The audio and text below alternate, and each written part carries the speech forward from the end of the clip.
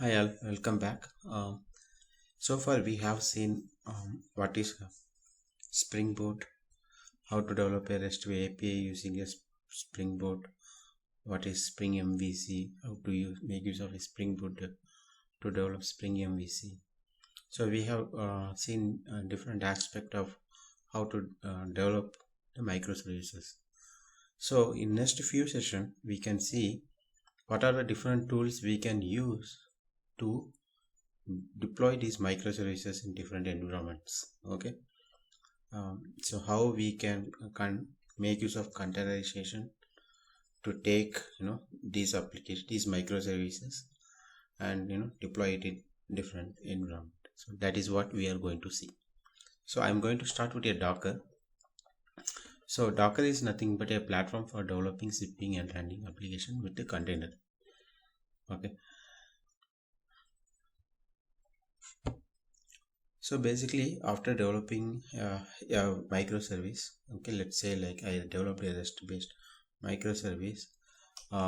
Let's go by what we have, right? So let's take for example, okay. So we developed this demo application. So at the end of this application, what we have is like we have a jar file, okay, and some other dependencies, okay. So I developed this in my development, and now I want to I have the jar files, I have a dependency files, okay, everything is here, right?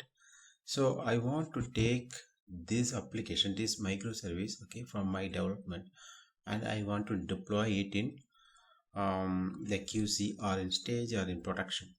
Okay, so what is the easy way of handling that, right?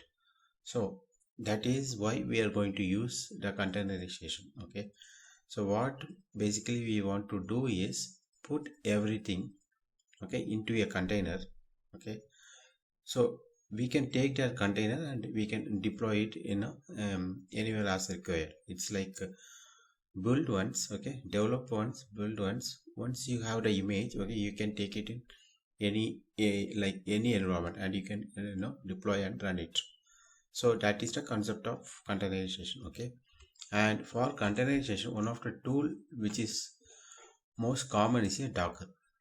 Okay, so Docker is nothing but platform for developing, shipping, and running application with container.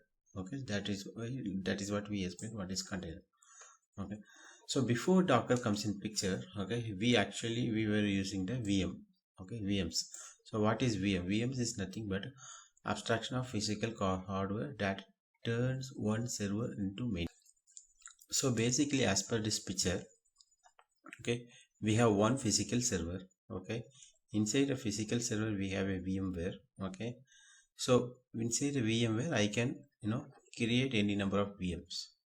Okay, it's like for like this one, right? The Oracle VM.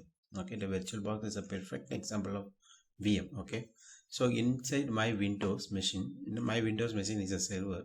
Inside a server, okay, I am having the VM.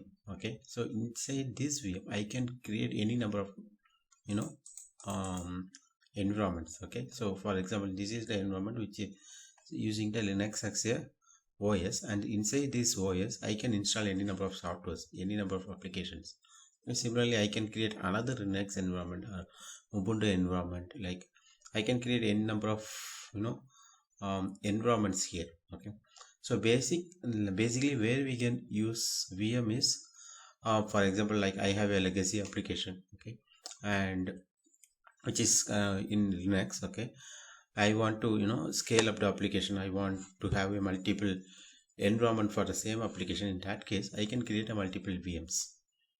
Okay, like take a copy and I can create a multiple VMs. Okay, but the downside of this approach is, okay, each VMs, okay, is VMs is actually a it is not a light, okay, it is a heavyweight base. It is carrying the, as per this picture, okay, it is carrying the OS along with this.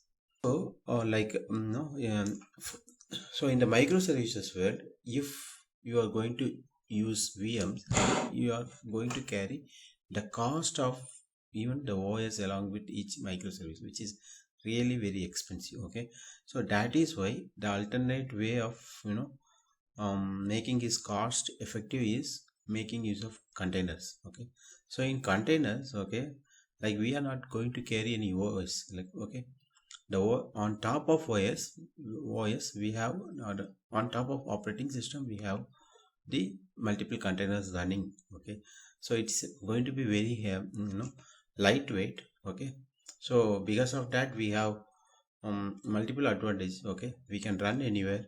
Okay, we can isolate each containers easily, and the environment is going to be consistent, like whatever the environment I built in my development. Okay, so I'm going to take the image of that one, right? So I, the environment in my dev, in my UAT, in my production, in my stage, everywhere it's going to be consistent. Okay, so those are the different advantages of using the containers. Okay, there is one of the container. Okay, so it's a tool to implement a containerization for our microservice. Okay, there are other containers also available in market, but most famous container used in the market is Docker. Uh, so in the next session we can see how I am going to create the image and how I am going to build it. Okay, bye.